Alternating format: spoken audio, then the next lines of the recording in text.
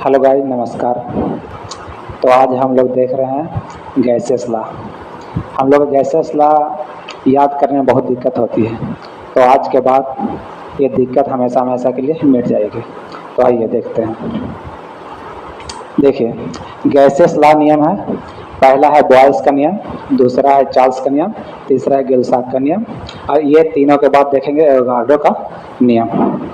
ठीक है, तो आइए देखते हैं।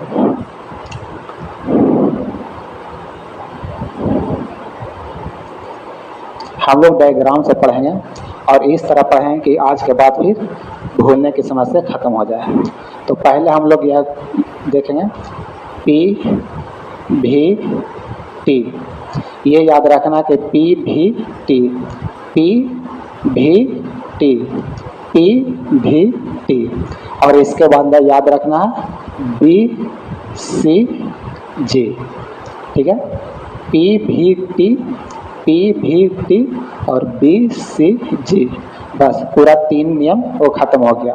देखिए, ये मतलब पी है प्रेशर है, भी वॉल्यूम है, टी टेम्परेचर है। ठीक है, प्रेशर, वॉल्यूम, टेम्परेचर। उसके बाद में आता है ये बॉयल्स लॉ, चार्ल्स लॉ, गिल-साक का नियम। ठीक है, अब यहाँ देखिए, यहाँ पे किसी भी फिजिक्स में देखिएगा टेम्परेचर रहेगा, अगर जिसमें टेम्परेचर क्या दे वो डायरेक्टली प्रोपोर्शनल होता है। ये टेम्परेचर रहेगा तो जिसमें अगर टेम्परेचर आ जाए तो वो डायरेक्टली प्रोपोर्शनल हो जाएगा।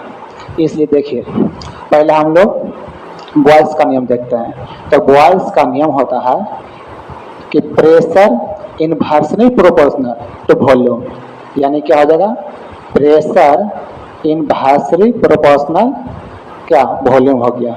ये हो गया क्या, बॉयल्स का नियम। क्या हो गया, बॉयल्स का नियम, यानी pressure inversely proportional to volume. ठीक है, देखिए अब यहाँ देखिए, अरबी में देखिए, अब ये देखिए वॉल्यूम और टेम्परेचर आ गया। तो वॉल्यूम और टेम्परेचर है ना, टेम्परेचर में डायरेक्टली प्रोपोर्शनल होता है कि वॉल्यूम डायरेक्टली प्रोपोर्शनल टेम्परेचर। ये क्या हो गया, चार्ल्स का नियम हो गया। क्या हो गया, चार्ल्स का नियम हो गया। तो वॉल्यूम डायरेक्टली प्रोपोर्शनल टेम्परेचर, ये वॉल्यूम डायरेक्टली प्रोपोर्शनल टेम्परेचर हो गया। ठीक है, अब यहाँ देखिए, इसमें भी देखिए, यहाँ इसमें भी क्या आ रहा है, इसमें जब इसमें हम जो संबंध बनाएंगे तो क्या आ जाएगा, टेम्परेचर आ रहा है। इसीलिए प्रेशर डायरेक्टली प्रोपोर्शनल टेम्परेचर हो गया। ठीक है, क्या हो गया, प्रेशर डायरेक्टली प्रोपोर्शनल टेम्परेचर। देखिए, ये बताए थे ना कि पी भी टी और बी सी जी। देखिए, पी भी टी का मतलब तो समझ ही रहे हैं। उसके बाद में देखिए कि बी सी जी, बी से हो गया बॉयल्स का नियम, यानी हम शॉर्ट में लिख देते हैं बॉयल्स का नियम। और ये चार्ल्स का नियम हो गया, चार्ल्स का नियम हो गया। और ये हो गया गिल-साक का नियम, ये लिख रहे हैं शॉर्ट में गिल-साक का नियम। तो देखिए, अब हम लोग समझ गए क्या कि प्रेशर इनवर्सली प्रोपोर्शनल वॉल्यूम, क्योंकि इसमें टी नहीं है यानी प्रेशर नहीं है, इसलिए क्या हो गया, यानी इनवर्सली प्रोपोर्शनल हो गया। और ये चार्ल्स लॉ में क्या हो गया कि वॉल्यूम डायरेक्टली प्रोपोर्शनल टेम्परेचर। ठीक है, अब हो गया क्या, गिल-साक का नियम। तो मतलब ये प्रेशर डायरेक्टली प्रोपोर्शनल टेम्परेचर आ गया। ये हो गया, ये तीन नियम आपको ये कभी नहीं भूलिएगा। ठीक है, अब आता है एवोगाड्रो का नियम। एवोगाड्रो का जो नियम होता है वो वॉल्यूम डायरेक्टली प्रोपोर्शनल एन, यानी एन बराबर होता है क्या, मोलों की संख्या। मोल की संख्या, एक मोल का संख्या, एक मोल बराबर कितना है, 6.023 गुने 10⁻23, यानी एक मोल बराबर कितना होता है, 6.023 गुने 10⁻23। ठीक है, ये हो गया क्या, एवोगाड्रो संख्या, यानी एवोगाड्रो का नियम। अब देखिए, अब एक एसटीपी पर मोलर आयतन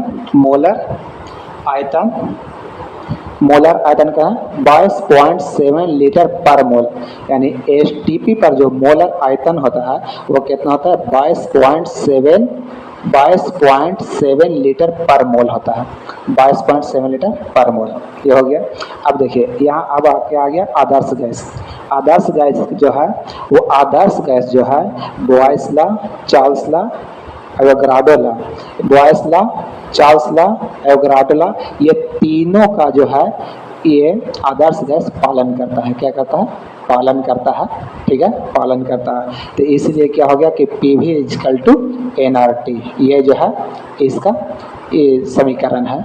ठीक है, इतना हो गया। जितना मतलब 3 ठो 4 ठो जो जितना भी हुआ है वो आप लोग सब याद कर लीजिएगा, और याद क्या वो जो डायग्राम से बताए हैं वो याद ही रहेगा। ठीक है, अब हमको क्या ना है कि आप एक को 2 क्वेश्चन का जवाब दे दीजिएगा कि अभी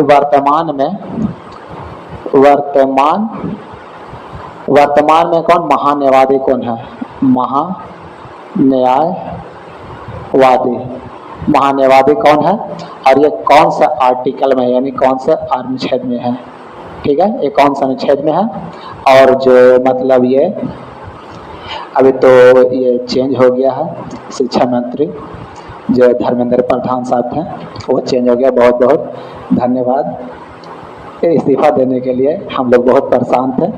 और इसका कमेंट में जवाब दीजिएगा। ठीक है, धन्यवाद।